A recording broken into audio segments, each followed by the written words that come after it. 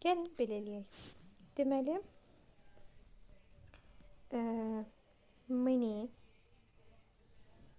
daha sonra few, a few. Bunlardan sonra mütləq şəkildə sayıla bilən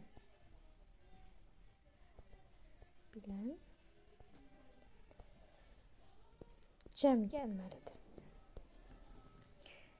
Much,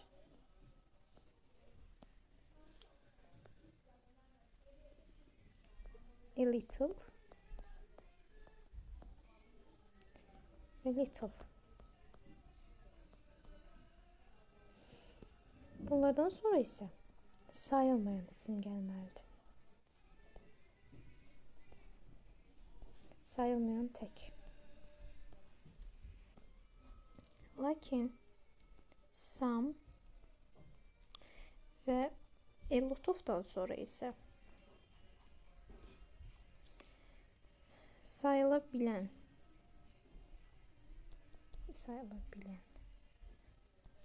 cəm gəlməlidir. Bir də sayıla bilməyən isim gələ bilər. İsim gələ bilər. Yəni hər ikisindən də işlənir. Lakin sayıla bilən olsa, sayıla bilən cəm olmalıdır. Sayıla bilməyən olsa, sayıla bilməyən tək olmalıdır. Bugünkü dərsimiz bura qədər idi. İnşallah ki, video sizə faydalı olmuşdur. Kanala abunə olmağı və videonu bəyənməyi unutmayın. Hələlik.